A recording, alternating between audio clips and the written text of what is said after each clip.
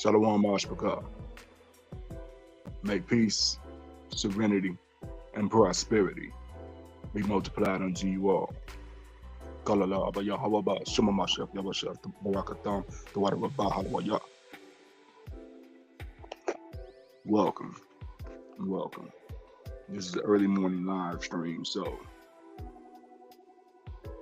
if you're up and you're catching this, Halwaya, all praises.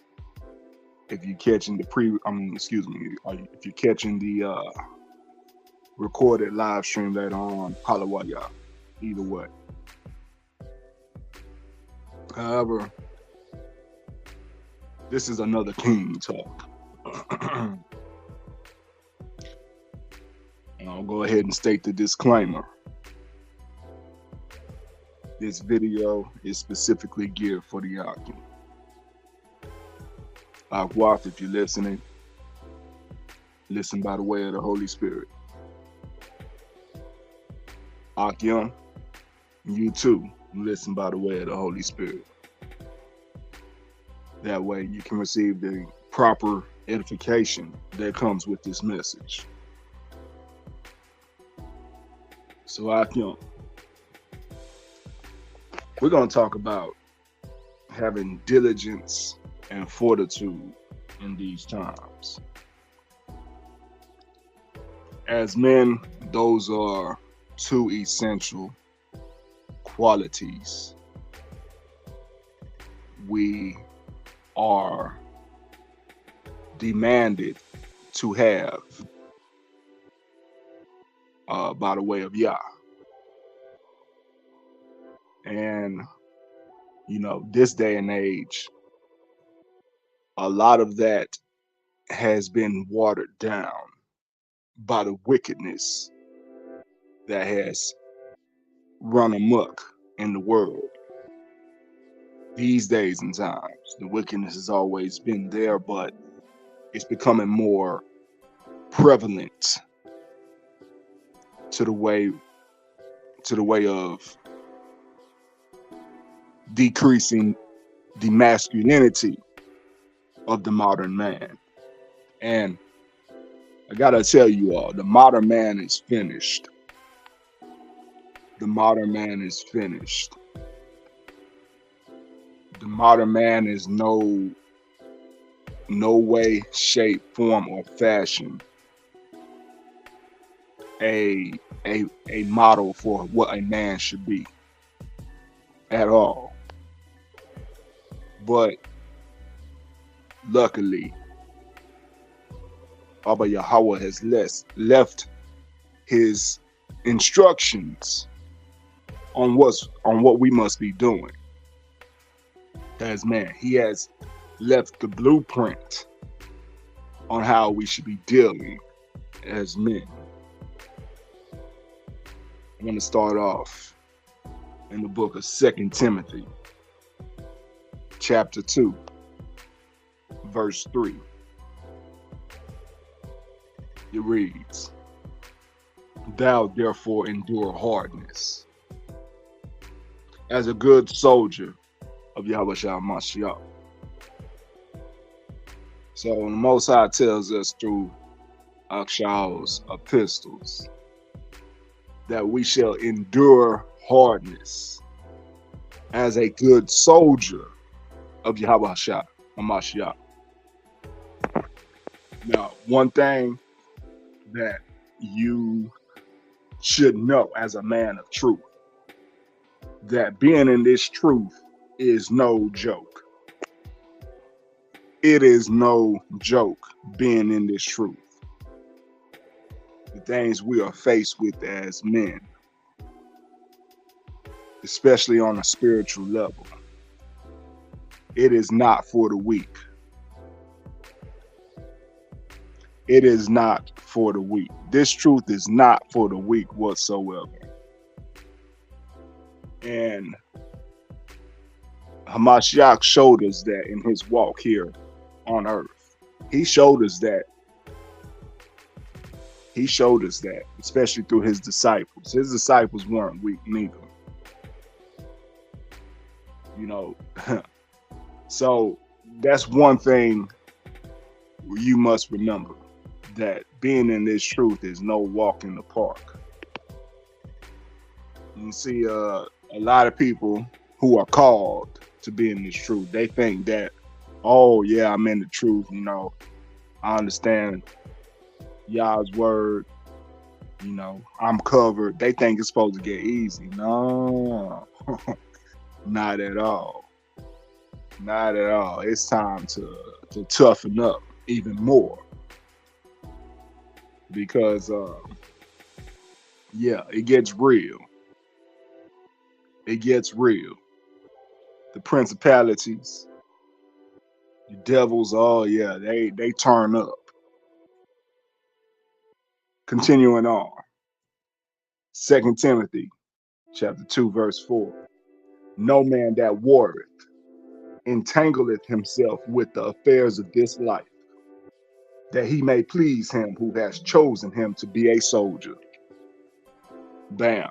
Context right there to what I was just saying. No man that warreth entangling himself with the affairs of this life. So once you're in this truth, the matters of this world mean nothing. You no longer have a high regard to the frivolous stuff of this world, right? To the frivolous issues of living in this world. You no longer concern yourself with that. You no longer concern yourself with those matters of those people who are 10 toes down in those matters. You got to cut some people off too. Just to please Hamashiach. Yeah, it gets real being in this truth. You're going to go through some things. You're going to sacrifice some relationships in this truth because you got to be 10 toes down for the general, Hamashiach. Verse 5. And if a man also strive for masteries, yet is he not crowned, except he strive lawfully. So we see here we're crowned when we strive lawfully for masteries. What does that mean?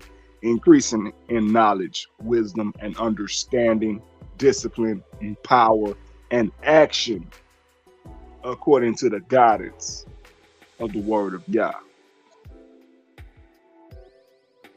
Verse 6. The husbandman that laboreth must be first partaker of the fruits. So it tells you right there, you get rewarded for your labor. You got to be fruitful. You have to be fruitful in the works of our Father, right? According to our Father's business. You become first partaker of that. Verse 7. Consider what I say, and the Lord give thee understanding in all things. So that's what comes with this truth. Knowledge, wisdom, and understanding in all things. Why is that? How do we have understanding in all things? Being men of truth, right? Being 10 toes down in this truth. How do we have understanding of all things? We have understanding in all things through Ruach Wadash, the Holy Spirit. It's not our own mind that's operating at that point, right? Because, if you're in this truth, your own mind is trash. You can't trust or depend on your own mind. Your own mind gets replaced with the Holy Spirit. So therefore, the Holy Spirit shows you or gives you wisdom. You get spiritual downloads of knowledge, wisdom, and understanding according to whatever situation or time that you're in or whatever you're dealing with. You will know things without knowing how you know it because it's the Holy Spirit working in you. It's not your own mind. It's not the carnality of your fleshly mind. The fleshly mind can't have understanding in all things. That's beyond the human existence. That's the Holy Spirit that gives the understanding of all things. Once you replace your mind with the Holy Spirit, you allow the Holy Spirit to work in you. You have understanding in all things. Okay, we're done with that. Let's go to 2nd Ezra, chapter 14, starting at verse 13. And it reads, Now therefore set thine house in order, and reprove thy people. Comfort such of them as be in trouble, and now renounce corruption. So there we have more instructions as kings. Getting our house in order, reproving our people. Hey, Yasharal needs a lot of reproving. That's not farther from the truth. Yasharal needs a lot of reproving. Even those who claim to be in the truth need to be reproved, because they be out of pocket out of times too. We be out of pocket. We get out of pocket. We've been getting out of pocket for centuries.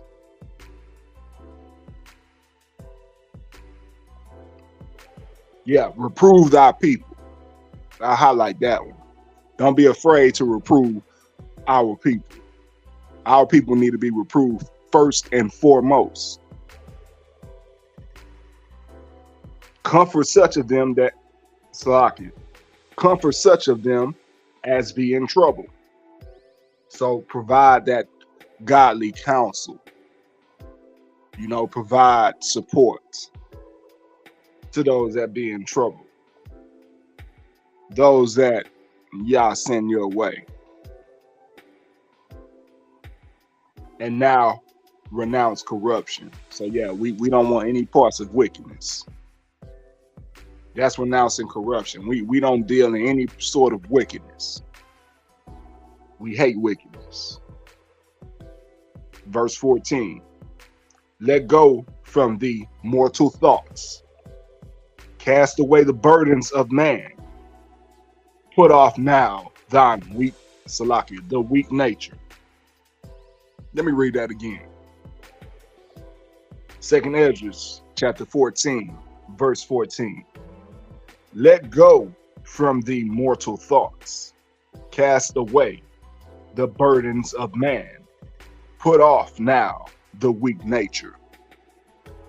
So your mortal thoughts, whatever your woes and worries are. We did a lesson on this not too long ago about the mind, the heart. Having heaviness of mind. We're instructed here to let go of mortal thoughts. See, when you know Yah really has your back, sometimes you may give in to a mortal thought, right? A carnal thought outside of Yah's plan, where the spirit wars with your flesh, right? And at those times when your spirit wars with your flesh, it can be confusing. It can be confusing on which way to go. It becomes a fork in the road, because sometimes your fleshly mind, your carnal mind can make a lot of sense. Yeah, your carnal mind can make a lot of sense. And it can compete with the guidance of Ruach Kodash. And it's like you have a fork in the road with your decision making, right? We've all been there. Everybody goes through it. Your carnal mind makes so much logical sense at times that you may give into it, right? And this is how you know you have favor with Yah. You give into it, you act accordingly on that logical thought that the carnal mind has presented to you, and Yah shuts it down immediately once you act on it. It fails. That's how you know you have favor with Yah, because he gets that ruler out. Metaphorically speaking, you start reaching toward whatever that carnal desire was or that carnal thought. He gets that ruler out and taps your hand. He pops your hand with it. And while you in the act of carrying out whatever that mortal decision was, whatever that carnal decision was, it fails. While you're in the act of it, it fails. All praises to Abba Yah for that. So put away these mortal thoughts. Let go of these mortal thoughts. Cast away the burdens of man. So all this worldly stuff, right? All this worldly BS the world wants you to worry about. Oh, how you gonna pay your bills? Worrying about work, stressing over, debt or whatever it is that you got going on that's of this filthy world. Y'all told us to cast away those burdens. Don't even worry about them like that. They'll be taken care of. They'll be taken care of. Whatever those mortal thoughts, those burdens of man, whatever those burdens Babylon placed on you, cast them away from your mind. Put off now the weak nature. So yeah, y'all saying anytime you worried about matters of this world, that is a weak nature. You are being weak in that moment. Now, that doesn't excuse you from not taking care of your responsibility. You still need to make sure you're putting food on the table. You still need to make sure you're paying bills, right? Keeping the lights on, right? But it shouldn't be your primary worry. It shouldn't be your primary thought, right? You shouldn't be worried about it, because if you're doing what you need to do, Yah will take care of it. You just got to put your hand to the plow and work with faith and obedience. Put off that weak nature, because when it's all said and done, none of that stuff will matter. We know Babylon is going to hell. And all the systems of Babylon, all this is about to fall. So it doesn't even matter in the long scheme of things. In the grand scheme, it doesn't matter. Verse 15, 2nd Esdras 14:15. And set aside the thoughts that are most heavy unto thee, and haste thee to flee from these times. So there goes the context, right in the next verse. Set aside the thoughts that are most heavy unto thee. So Yah is telling us, put those thoughts away. Set them to the side. That shouldn't be your main concern. That shouldn't be drawing the life out of you. It shouldn't be wasting your mental and spiritual energy on these carnal thoughts, these thoughts of this world. Verse 16. For yet greater evils than those which thou hast seen happen shall be done hereafter. So worse things are to come. Mashpaka, Akim. Worst things are to come. Yeah, we already know the day of the Lord is not going to be pretty. It's not going to be pretty at all. So much so, we're not even supposed to desire that day. But this is a heads up that it's coming.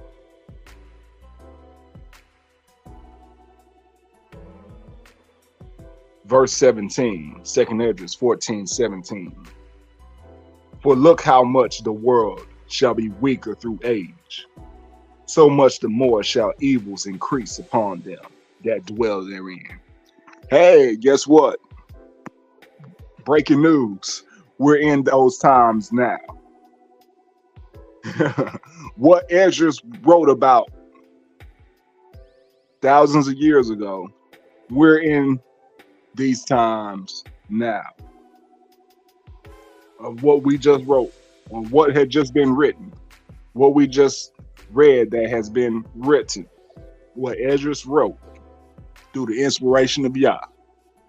We are in those times right now, as we speak, as you hear my voice in this live stream.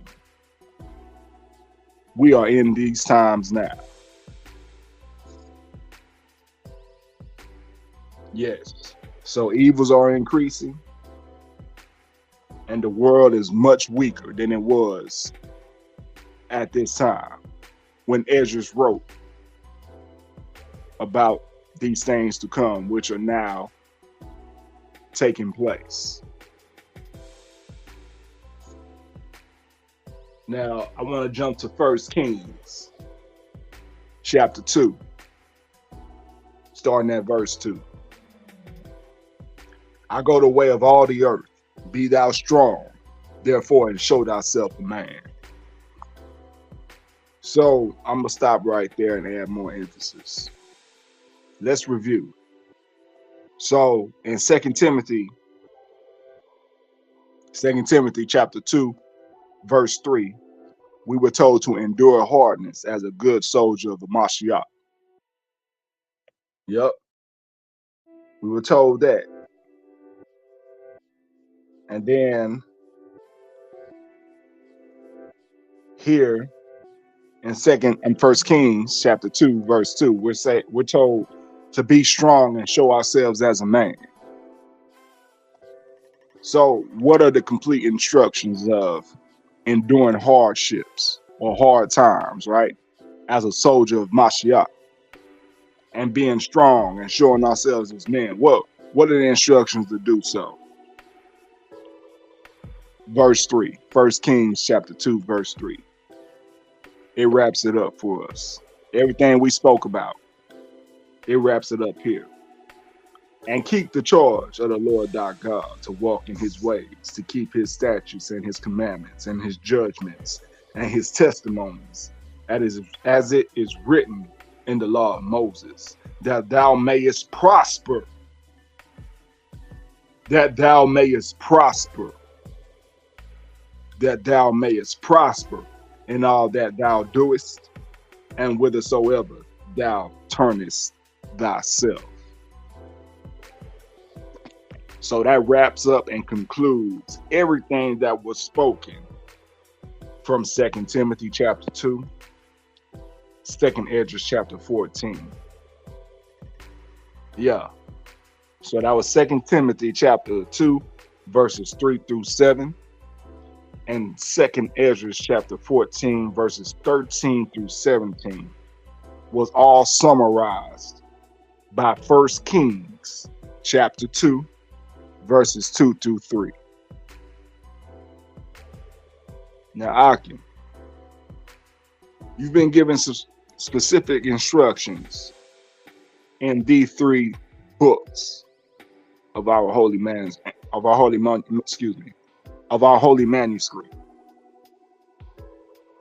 Specific instructions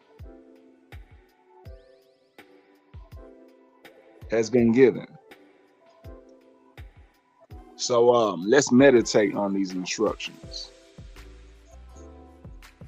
Let's make them a very part of our mind and spirit,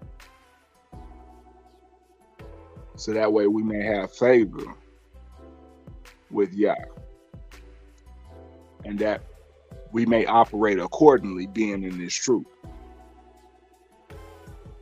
Because this truth is no walk in the park. It's no joke being in this truth. It's no joke whatsoever. And it's not for the weak. That's why many are called and few are chosen. And if you're in this truth, if you're really in this truth, you 10 toes down in this truth, you all in. Y'all saw you worthy enough to be one of his soldiers and to be led by his general, Hamashiach Yahushua.